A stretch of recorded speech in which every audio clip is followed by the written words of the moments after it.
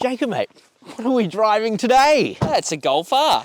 Golf R. Hooray! Yes. That's when you ask why I'm so happy. Why are you so happy? Because we have a super hatch on the channel. I think this is actually like the first super hatch. And by super hatch, I mean that this thing just has a stupid amount of power. And it makes sense, mostly. Channel viewers will know that I absolutely hated the Golf GTI, not because it was necessarily a bad car, but because it was $70,000 drive away. So today I'm gonna answer two questions on the channel. One, why does this make sense mostly? And then two, is it worth the $7,000 premium over a GTI? The answer is yes, isn't it? Did you hear I felt that in my soul. Did you feel that in your headphones? It came through loud and clear. So let's get straight into it.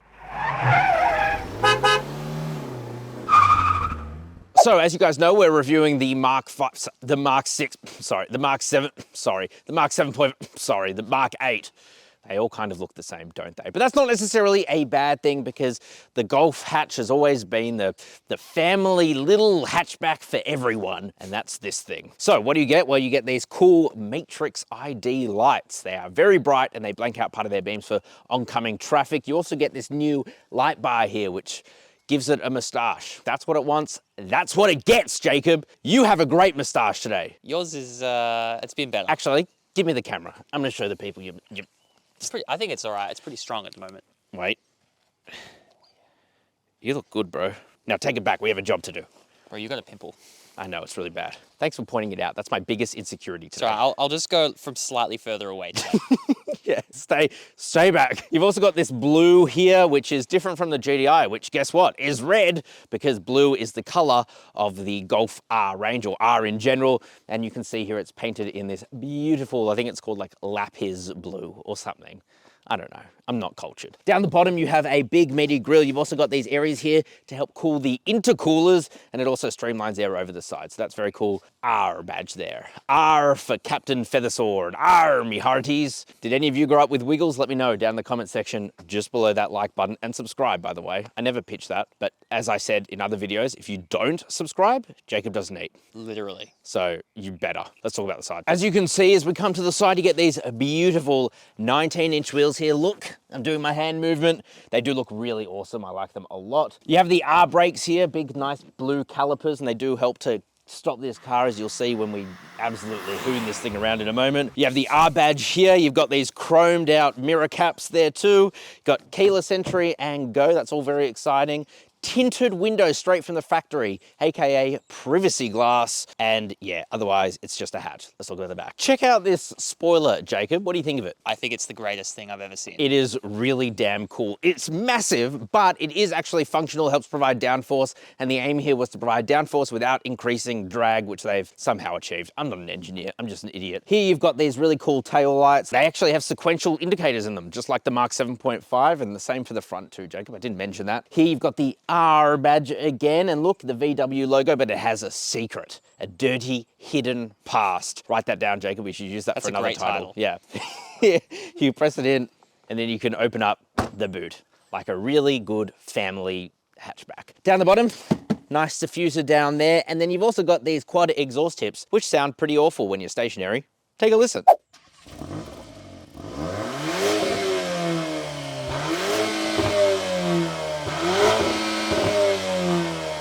Oakley dokley. So what's the interior like on the Mark 8 Golf R? Well, this is where the car starts to make a little bit less sense to me, because in some parts I love it, in other parts I honestly can't stand it. So let's start with the parts that I like first. First of all, you get nice soft touch materials everywhere. To be honest, it doesn't even feel quite as nice.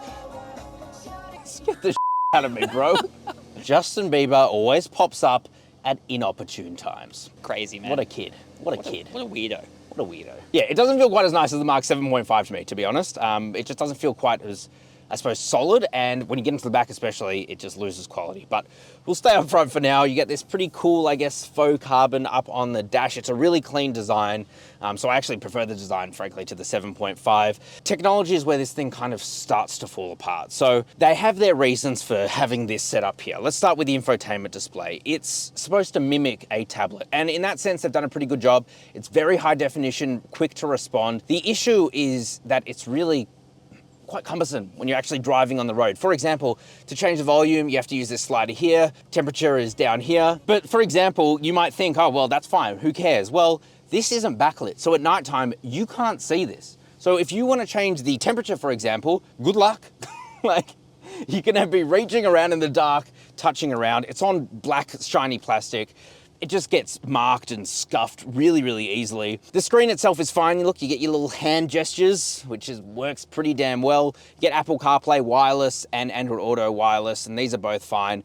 It's just some of the ergonomics of it is not great. Also, things like the mode selector here, it's just so awkward to press while you're driving because it's not like defined and there's no haptic feedback. It's just dumb. Anyway, the digital instrument cluster up in front of you is really, really good. You can go through a bunch of different screens. It looks awesome, very sharp. They've increased the processing power behind it as well, so it's not so laggy as it was before. I really, really like it, especially the full screen maps you can get ahead of you. The steering wheel is amazing. It's one of my favorites. You just hold onto it. It feels like a golf ball. It looks amazing. You've got the R badge down there. You do have these touch capacitive buttons here, which again is just over engineering. It's fine, you get used to it, but there's things like you have to work out, there's like half presses, full presses. It doesn't register my presses all the time, especially because I've got fat fingers, and I'm constantly turning on the heated steering wheel by accident when I'm trying to corner because, you know, my palm just touches it, so it doesn't have good palm rejection. It's okay, and it looks cool, but functionality wise, again, not my favorite. You do get these better paddle shifters though too, and it's so nice to hold on to. I can almost forgive it. What's practicality like? Well, there's a bit of cost cutting here. So a big place to see that is, for example, in the glove box here. It's no longer felt lined, so things do rattle around in there. And I don't know, as someone who owned a Mark V Golf, where that was actually felt lined, I'm a bit disappointed. There's definitely cost cuttings, but you do have some flock lining here in the door bins, and it can fit 2 Coke bottles and an orange juice, as I found out today. That is my diet, Jacob. Don't judge me. Other storage areas, you've got like a little wireless charger here for your phone. That's really good to see. You can close that area off and you get some storage above it. Here you've got a cup holder and then, ooh, a hidden cup holder. We've seen that in a lot of cars. I don't know. These tend to break, I've found and heard. Here you've got a armrest. They've been doing this for a very long time. I won't at work. There you go. You can rest your arm there or extend it, shorten it, and then you've got quite a bit of space within there too. You also get these beautiful Napa leather seats. And even though this thing has had a $10,000 price increase, you do get quite a lot of extra kit for it. For example, the Napa leather, that is standard. It used to only come on like special editions, and these are really nice seats, heated and cooled. They look awesome. The only issue is if you're sitting behind them, you can't see out because they literally take up the entire interior. So that's kind of funny, but also sad for the backseat passengers.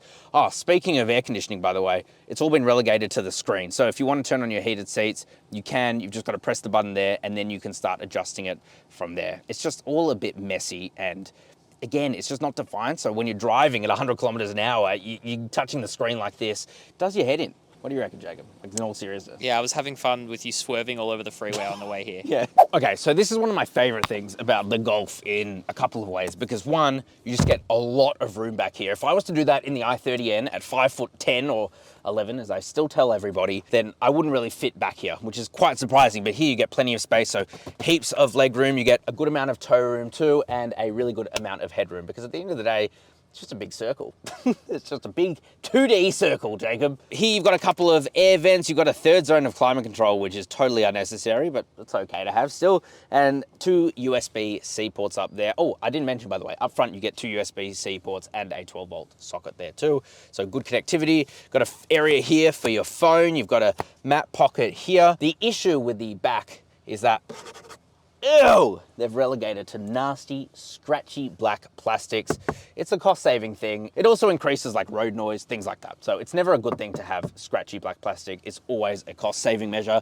You do get these beautiful Napa leather seats back here though too, and they are super duper comfy. And look, you get your little armrest there with a couple of cup holders, and it's all very lovely jubbly. So being the people's car, you get quite a lot of space within here, like a really good amount of space. You can fit so much in there, it's not funny.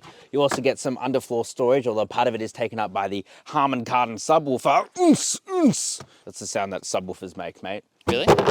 Back down we go. We can also put down these back seats pretty easily, and then you get a huge amount of storage space. So I'm sure Volkswagen won't want me to talk about this, but yes, Dieselgate made things very expensive for them, and as part of that, I'm guessing they've removed the gas struts to hold up the bonnet. They might say it's weight saving. I say it's cost saving, but that's negative Nancy me. You're a negative Nancy, aren't you? What? Yeah, you are. But here we have the beautiful E888. We've seen it from the Mk8 GTI actually onto where we are today, and there's not going to be any sort of new engines as we go to electric cars, but it's a beautiful, beautiful engine. I love this thing. They are a tuner's dream. And this one here has a bigger turbo than the previous 7.5 R, and it puts out quite a lot of power, 235 kilowatt of power. In Australia, we have the 400 Newton meters of torque tune because it doesn't have a petrol particulate filter, but we will be getting that, and then you'll be getting 420 Newton meters of torque and also a flatter acceleration curve.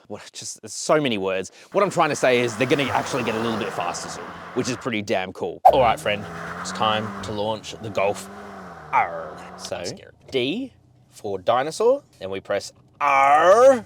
We can also do it in sport mode, but we want the best opportunity possible. What do you think it's going to do? 0 to 100. Claimed is like 4.8 seconds or something. I was actually about to say 4.8, but now I'm going to say 4.94. I'm going to say 5.1 seconds because we're both in the car with the camera gear. That's fair. That's a fair guess. Fist me.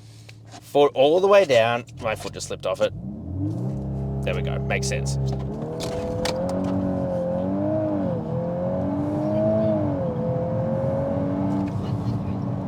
Oh! 5.34 seconds. I think it's though because that...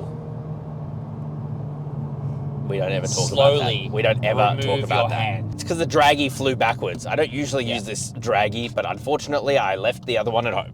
So we're having to use the backup. Let's try that one more time. All right, friend. Fist me!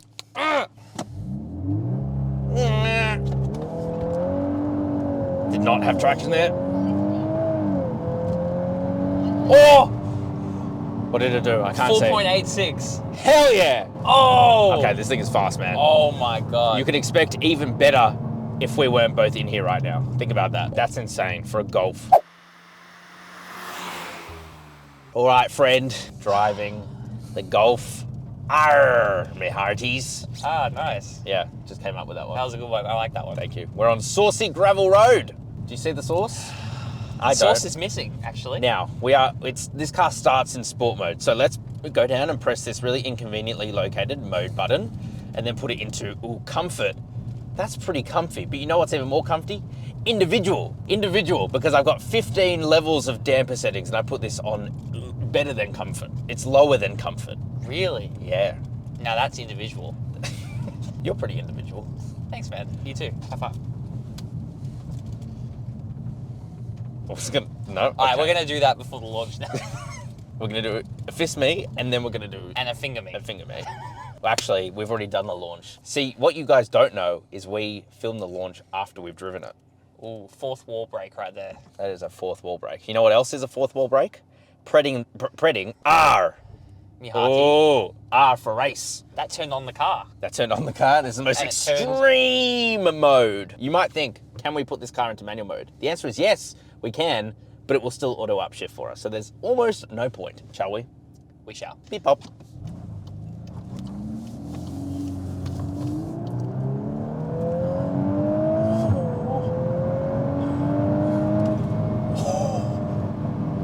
Oh, You have a very straight face. that's because I thought I saw cops. But I didn't. It's just auto upshifts, there's no point. Oh, man. This thing is fast, man. Whoa. I think this is the definition of a super hatch. Yeah. At this point, it's no longer a hot hatch. Like, this has real power to it. But it's not like a throw you that far back in your seat. Weirdly, I don't know. There's something It just about keeps it. going. Yeah, it's just completely linear in a really weird way because this is a turbo 4-cylinder. It makes no sense that it's linear, and yet it is. Let's see how it corners though. I'm scared again. Amazingly, I think is the answer. Oh, just hooks in. This 7-speed dual clutch is so fast. You can't even feel the upshifts. It's almost like it doesn't even exist. It's just there. Oh God. Remember this part? Yes. I do too. Oh. Okay, look. All right, Tom Cruise. Yeah. Calm down. I feel like Maverick. I am unstoppable. We did go and see that movie, by the way. That was great. Yes, we hang out. Yeah, we hang out. Yes, we're friends. Yeah. Leave him alone, he's my friend. At that point, he pays me. All right, let's see how this torque vectoring system does. So it can send 50% of power to the rear, and of that 50%, it can send 100% of power to either one of the rear wheels. So it almost acts as a limited slip diff, and it just, this thing handles amazingly. Yeah. And you know what, it's weird? It loves to oversteer. That is unbelievable that we're taking it at this speed.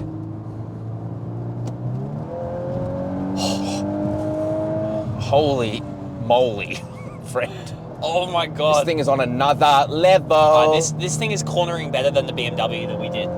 Honestly, it kind of feels like it. Maybe it's the short wheelbase or... Yeah. Oh man, this is insanity. I'm struggling to speak. Yeah. So this is where it like comes to its what's the word I'm looking for? This is where it's in its element on the back roads. Yeah. Like some cars are really great in a straight line, others are great around twisties. This can kind of do both. It's not like the quickest in a straight line, it's still very fast, don't get me wrong, but this is where it feels like a lot of fun. You almost just want complete quietness. You almost just don't want to hear Matt's voice when you're in. Saucy corner, bro. I love the dual shift up shifts. I cannot speak this morning. Ah! Oh! Oh! Ah!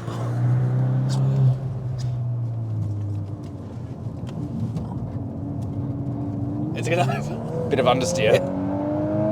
But it still did really well. I mean, everyone knows that this thing can drive normally. What everyone wants to just keep seeing is this.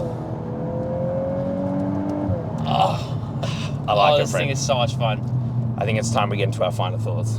Okay. Okay, so what are my final thoughts? Well, back to the title of the video, this thing does make a lot of sense. You want a super hatch, you are happy to spend like $7,000 more than the equivalent GTI. I mean, why wouldn't you? The only issue that doesn't really make sense for me is the interior. A lot of it is quite nice, but there are definitely cost cuttings, and that screen is just awful. I hate it. I really, really do. And this is not me being like, you know, jumping on the bandwagon. When you compare it to other competitors like Hyundai, it's so convoluted. They tried, they failed, they fired the guy. Yeah, I mean, that should really say it all. But otherwise, I love this thing. It's definitely better than a GTI. I mean, it would be regardless, but for $7,000 more, this makes sense. That really doesn't. But let me know what you guys think down in the comment section, just below that like button, and subscribe to the channel. Jacob and I would love to have you around. Jacob will give me a high five if you subscribe, so you need to subscribe. I've been missing my high fives. For every like on this video, I will give Matt 10 high fives. There you go.